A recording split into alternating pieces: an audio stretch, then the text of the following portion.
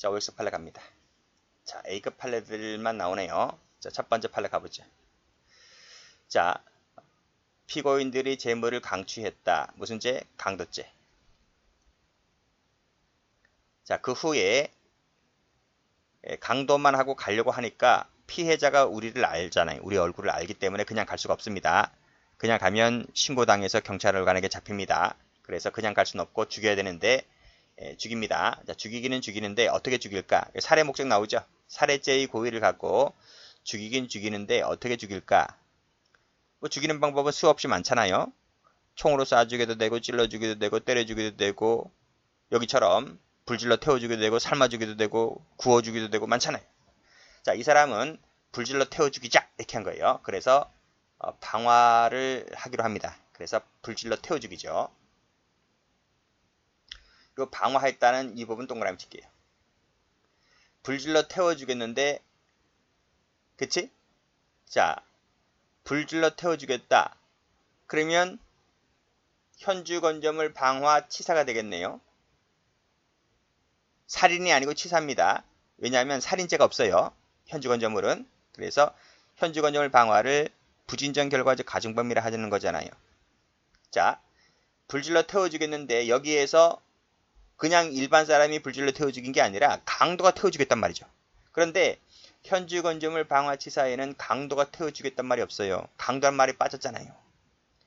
강도 방화치사죄 그런 조문은 없습니다. 그래서 강도라는 것을 따로 만들어줘야 됩니다. 그래서 앞에 강도를 따로 만들었습니다. 근데 강도가 강도만 한 게 아니죠. 사람을 죽였잖아요. 그래서 강도살인이 되는 거예요. 그런데 강도살인 속에 방화란 말이 빠졌습니다. 불질러 태워 죽였단 말이 없잖아요. 불질렀다는 것이 없기 때문에 불질렀다는 것을 따로 만들어줘야 됩니다. 방화죄를. 그래서 강도살인죄, 강도살인에 방화가 없으므로 방화를 만들었고 방화치사에서 강도가 없으므로 강도를 따로 만든 거예요. 자, 불질렀던 것이 한 개죠. 불질러 태워 죽인 것이 한 개잖아요. 그래서 이것이 상상적이다 이런 말입니다. 됐어요? 후자란 말에 여러분들 후자란 말 때문에 실체적이다 하면 틀려요. 그래서 제가 이 색깔 칠하는 거예요. 조심하셔야 됩니다. 그래서 여기를 제가 색깔을 칠할게요. 상상적이다 이런 말이죠.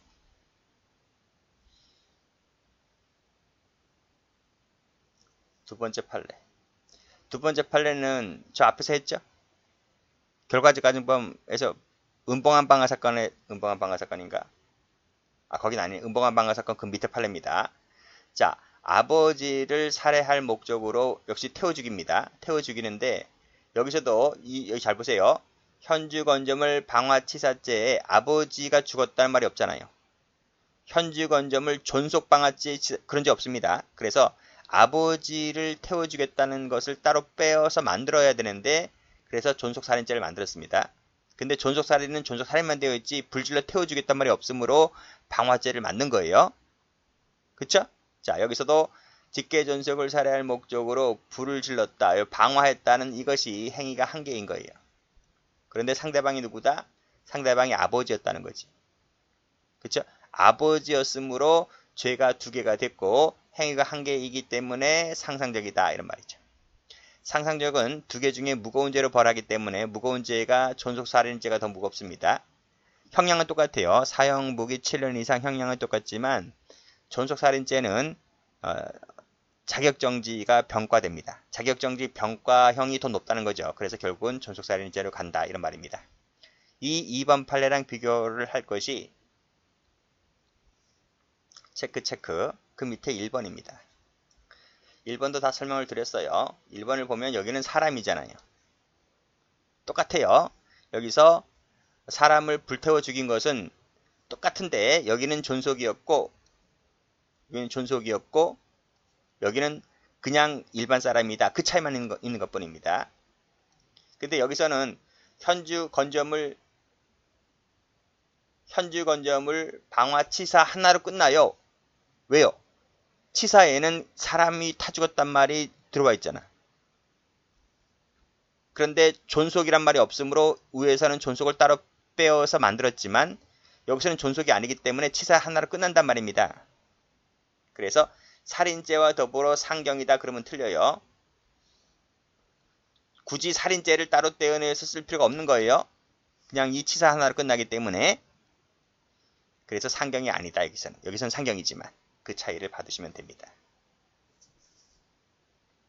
자, 3번도 무수히 출제가 많이 되죠. 1번, 2번, 3번은 A급 판례들입니다. 읽어봅니다. 강도가 재물부재로 미수에 그쳤다. 강도미수죠. 강도미수입니다. 그냥 갈라니 섭섭합니다. 그래서 그 자리에서 간음을 결심하고 착수했는데 역시 미수에 그쳤습니다. 불쌍하네요. 불쌍합니다. 강도도 미수고 강간도 미수입니다. 그 과정에서 상해를 입혔다는 거예요. 자, 죄가 어떻게 될까요? 일단은 이 강간이라는 게 강도가 착수했는데 그 강도가 강간에 착수해 나간 거잖아요. 그래서 강도 강간이 미수에 그쳤습니다. 그렇죠? 강도 강간이 미수다.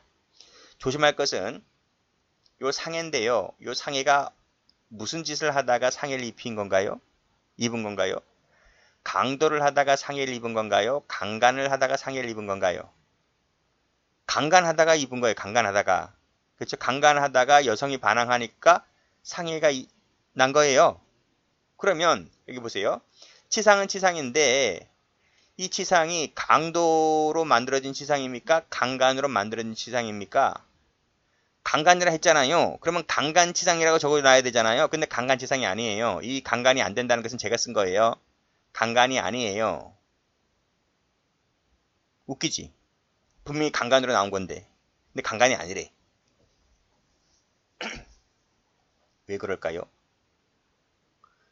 지금 그 자리에서 강도가 그 자리에서 강간의 착수로 나간 거잖아요. 이 그 자리라고 하는 것이 행위가 한계다 이 뜻입니다. 판례가 말하고 있는 것은. 그래서 상경이 된다는 얘기인데 끝에 상경으로 나와 있잖아요. 근데 상경은 죄가 두 가지가 된다 했잖아요. 잘 보세요. 제가 적어볼게요. 이것을 그냥 적어볼게요. 강도, 강간 미수죄, 강간 치상죄가 되고 이 두 개가 한 개 행위이다 보니까 상상적이다. 그러면 보세요. 첫 번째는 강도가 주체고 두 번째는 강간이 주체네. 근데 주체가 다른데 어떻게 행위가 한 개가 나올 수 있어요? 이런 것이 있을 수가 있어? 이거를 맞춰줘야 되잖아요. 그러면 이 첫 번째 강도는 강도범이 한 거예요. 근데 이 강간도 강도라는 신분을 가진 자가 강간에 나아간 거잖아요.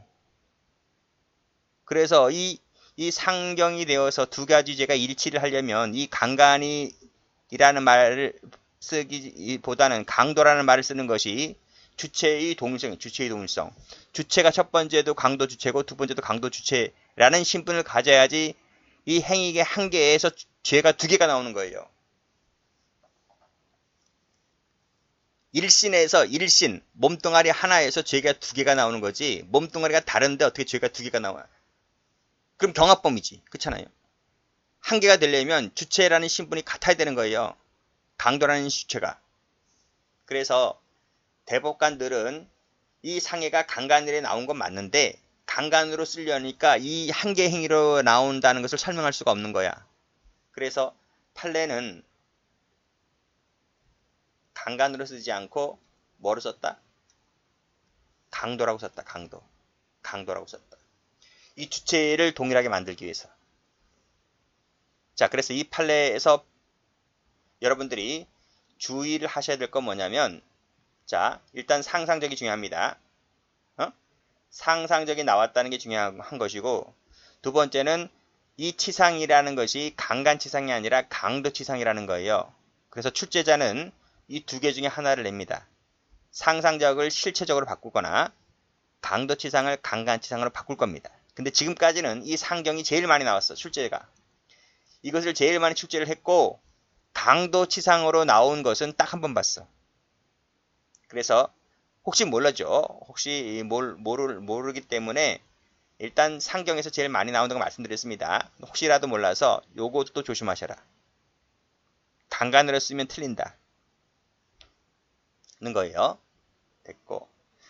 자, 그 밑에 2번 판례는 은봉한 방화 사건에서 말씀드렸죠. 불을 놓았다. 그러면 여기서 방화죄는 끝난 겁니다. 자, 빠져나오려는 피해자들을 막았다. 이것은 살인죄의 고의죠. 살인죄의 고의. 살인 고의로 막은 겁니다. 앞에는 방화의 고의로 불지른 거고요. 고의가 다르죠. 행위도 달라요. 불지른 행위와 막은 선 행위. 행위도 각각, 고의도 각각. 그래서 이것은 경합범이다. 이렇게 보시면 되겠습니다. 자, 이제 바로 수개의 죄로 넘어가면 좋을 것 같은데 여기서 이제 거론되는 것이 연결 효과에 의한 상상적 경합이라고 하는 것인데 이걸 한번 좀 보도록 하겠습니다. 이때 의라든지 인정 여부 이런 거 볼 필요 없어요.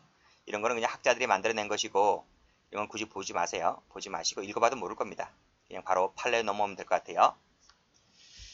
자, 도시계획도 변조 사건 별표 쳐보시고 그 다음에 예비군 중대장 사건 별표 쳐보시고 이 두 가지 판례가 거의 흐름이 같아요. 이 두 가지 판례 볼 텐데 먼저 저는 예비군 중대장 사건부터 먼저 볼게요.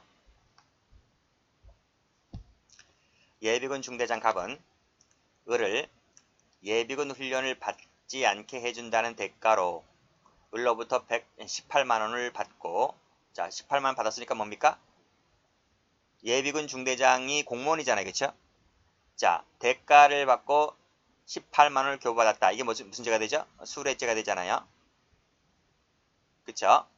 자, 불참했음에도 불구하고 참석을 한 것처럼 갑 명의로 예비군 중대 학급 편성부에 참석할 참자입니다. 참이라는 도장을 찍어 허위 공문서를 작성하였다. 그리고 이것을 비치케 하였다는 거죠. 허위 공문 작성은 허위 공문서 작성죄가 되죠. 그리고 비치했다는 것은 허위 공문 작성죄를 행사했다는 겁니다. 동행사죄가 되죠. 그쵸? 자, 여기서 노트 펴볼게요. 자, 노트 예비군 중대장 사건 나와있죠? 자, 봅니다. 갑이라는 공무원이 예비군 아저씨 을로부터 돈을 받은 것은 뭐가 돼요? 수뢰죄가 된다 그랬어요. 수뢰죄가 된다. 자, 수뢰를 받고 뭘 해줬습니까? 그 밑에 허위 공문서 작성죄를 해줬잖아요. 그쵸? 그쵸? 허위 공문서 작성을 해줬다는 것은 그 자체로 뭐가 됩니까? 허위 공문서 작성죄가 되죠. 근데요, 이 허위 공문서 작성이라고 하는 것은 지금 돈을 받으면서 그 대가로 이걸 해준다는 대가로 돈을 받는 거잖아요. 그러면 이 허위 공문서 작성이라고 하는 것은 허위 공문서 작성죄도 되지만 동시에 수뢰 후 부정처사죄라고 강론 가면 나옵니다. 수뢰 후에 부정처사죄를 완상하는 역할을 해요. 그래서 허위 공문서 작성죄라고 하는 것은 그 자체로 허위 공문서 작성죄도 되지만 수뢰 후 부정처사죄를 완상하는 역할을 하는 것이기 때문에 이 허위 공문서 작성죄 행위를 한 개 행위를 했지만 이 행위는 이것 자체가 되면서 수뢰 후 부정처사죄가 되기도 하는 거예요. 무슨 말인지 아시겠죠? 그래서 이 부분 허위 공문서 작성을 했다는 것은 이 자체도 되지만 수뢰 후 부정처사죄를 완상하는 역할을 하는 것이기 때문에 이 하나의 행위가 이 죄가 각각 성립하게 되면서 행위가 한 개다 보니까 이 두 가지는 뭐가 된다? 상상적 경합범이 된다. 이런 말이죠. 두 번째입니다. 자, 허위 공문서 작성한 것을 동사무소에다가 비치했다 했잖아요. 그 비치한 것이 바로 뭐예요? 행사죄. 허위 공문서 작성죄. 동은 앞에 있는 동을 말합니다. 그 행사죄가 되는 거죠. 자, 비치한 것 자체가 행사가 되면서 동시에 뭐가 되는 겁니까? 수뢰 후 부정처사죄가 되는 거예요. 이 부정처사가 되는 거예요. 부정처사가. 그래서 비치 자체가 행위는 한 번 했는데 그 비치가 행사가 되면서 동시에 부정처사가 되는 것이기 때문에 요거 두 가지는 뭐가 된다? 상상적 경합이 된다. 이런 말입니다. 그래서 왜 제목이 연결 효과에 따른 상상적 경합이냐? 뭘 연결했던 얘기인데요. 뭐가 연결했어요? 이 부분이죠. 이 수뢰 후 부정처사죄라고 하는 죄가 허위 공문서 작성죄와 동행사죄를 연결했다는 거예요. 연결했다. 봐, 지금 연결했잖아요. 동그라미가 이렇게 걸쳐 있잖아요. 그쵸? 그쵸? 자, 그 다음 허위 공문서 작성죄와 행사죄는 무슨 죄가 되나요? 실체적 경합이죠. 경합범이 돼요. 왜냐하면 선후 관계가 있잖아요. 작성이 먼저 있고 비치가 나중에 있잖아요. 행위가 각각 따로따로 있기 때문에 이것은 실체적 경합이 됩니다. 경합범. 그래서 이 작성죄와 행사죄는 경합범이 되지만 그 가운데에 수뢰 후 부정처사죄가 걸쳐 있잖아요. 양쪽에 이렇게 걸쳐 있고 이렇게 걸쳐 있잖아요. 그쵸? 그래서 이 수뢰 후 부정처사죄가 경합범인 각각의 죄를 걸쳐 있다, 연결시켜주고 있기 때문에 연결 효과에 따른 상상적 경합이다. 이렇게 학자들이 제목을 붙이고 있는 것입니다. 아시겠죠? 그럼 다시 한번 와보세요. 자, 1번 예비군 중대장이 밑에 참석한 것처럼 허위 내용의 편성 명부를 작성 행사했을 때, 자, 수뢰의 부정처사죄 방금 배웠죠? 별도로 허위 공문서 작성죄 및 동행사죄, 요 두 가지는 뭐가 된다 그랬어요? 경합범이 된다 그랬어요. 실체 경합범. 그랬을 때 지금 방금 봤던 요 죄와 요 죄는 뭐가 돼요? 상상적 경합이 돼요. 그리고 이 수뢰의 부정처사죄와 동행사죄도 역시 마찬가지로 상상적 경합이 되는 거예요. 그래서 마지막에 어떻게 되어 있습니까? 이들 죄와 수뢰의 후 부정처사죄는 뭐가 된다? 상상적 경합관계에 있다는 것입니다. 그랬을 때 처벌을 어떻게 할 것이냐? 처벌을. 자, 2번 그 죄, 위들 죄와 수뢰의 부정처사죄가 각각 상상적 경합관계에 있을 때에는 작성죄와 행사죄가 실체 경합관계에 있다 할지라도 그 상상적 경합관계에 있는 수뢰의 부정처사죄와 대비해서 가장 중한 죄의 정한형으로 처벌을 하면 족하다 할 것이다. 그러니까 이 죄와 이 죄가 상경이고 이 죄와 이 죄가 상경인데 이 세 가지 죄를 고려해서 세 가지 죄를 모두 비교해서 가장 중한 죄가 뭐냐?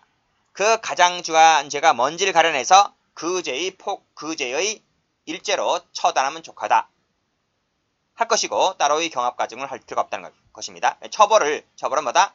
가장 상상적 경합에 의해 따라서 가장 중한 죄로 처벌하면 족하다 할 것이다. 그거 보는 것이 판례예요. 그래서 앞 페이지 다시 한번 가보시게 되면 판례는 연결 효과에 따른 상상적 경합에 대해서 명시적으로 인정하고 있지 않지만 학설과는 달리 그 처벌에 있어서는 어떻게 처벌한다?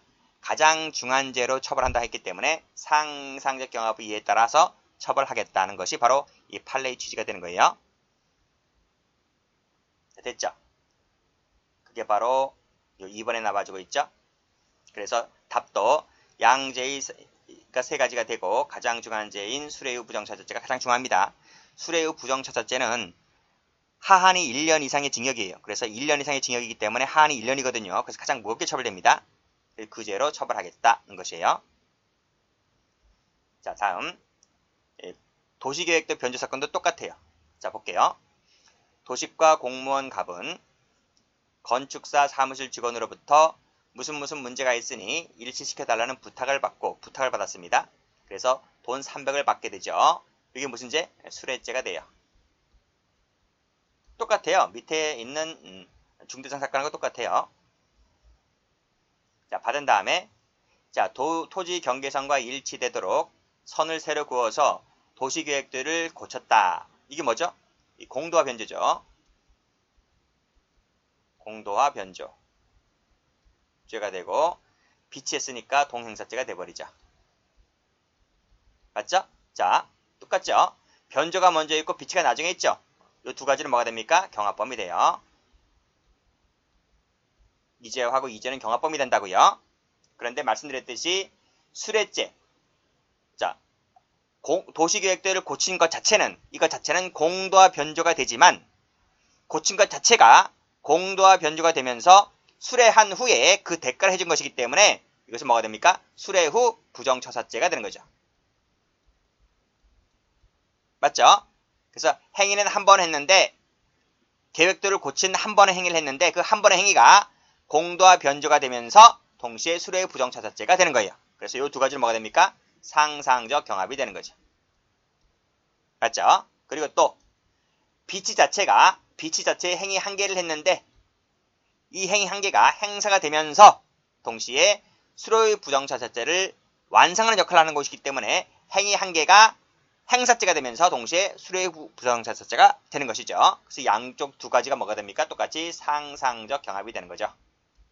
그래서 가운데 수뢰 부정처사죄가 경합범 관계에 있는 변조죄와 행사죄를 중간에서 연결시키고 있다라고 해서 학자들은 이것을 연결 효과에 따른 상상적 경합이다. 이렇게 말합니다. 이거 다 노트에 다 있어요. 노트 보시게 되면 밑에 그림 다 나와 있잖아요. 그쵸? 자, 그럼 다시 판결 요지 볼게요. 자, 수레의 부정차자죄와 공도와 변조, 행사죄가 각각 성립하게 되는 것이고 이 두 가지는 실체적 경합범위라고 그랬습니다. 그랬을 때 이 세 가지 죄를 모두 이들 죄와 수레의 부정차자죄는 무슨 관계에 있다? 상상적 경합관계에 있다. 똑같죠, 판결 요지가. 자, 그랬을 때 자, 이 세 가지를 모두 다 고려해서 가장 중한 죄로 처벌하겠다는 것이 판례입니다. 됐죠? 다음 판례도 상경이 되는지를 좀 보도록 합니다. 출제가 많이 되는 판례인데요. 자, 국립병원 내과 과장 겸 진료보장으로 근무하는 의사인데 이 의사가 이제 의무서기관이죠. 공무원입니다. 자, 공무원인 의사 갑은 의뢰 부탁으로 허위 진단서를 작성을 해 주었다. 과연 상경이 될까 아닐까? 자, 판례 강론 가면 자세히 배웁니다. 자, 강론 가면 허위 진단서 작성죄라는 걸 배우는데 이 허위 진단서 작성죄의 주체는 공무원이 아닌 일반 의사만 주체가 될 수 있는 겁니다. 공무원인 의사는 진단서 작성죄의 주체가 되지를 못합니다. 따라서 지금 이 사실관계에서 보듯이 이 사람은 공무원이었잖아요. 따라서 공무원인 의사 세모 칠게요. 자, 이 의사가 방금 읽었던 것처럼 허위 진단서 작성죄를 작성하면 뭐만 된다? 그쵸? 허위 공문서 작성죄만이 됩니다. 이 허위 공문서 작성죄는 작성 권한이 있는 공무원만 주체가 되거든요. 작성 권한이 있는 공무원에는 이 의무서기관 갑이 포함됩니다. 그래서 공무원인 의사가 허위 진단서를 작성했을 때는 허위 공문서 작성죄만 되는 것이지 진단서는 되지 않아요. 그래서 상경이 될 여지가 애당초 없는 것이죠. 그래서 밑에 기출도 나와 있는데 공무원인 의사가 진단서를 끊으면 본죄가 두 가지 죄가 다 되고 상경이 된다 그러면 틀립니다. 공문서 작성죄만 될 뿐이지 진단서는 되지를 않습니다.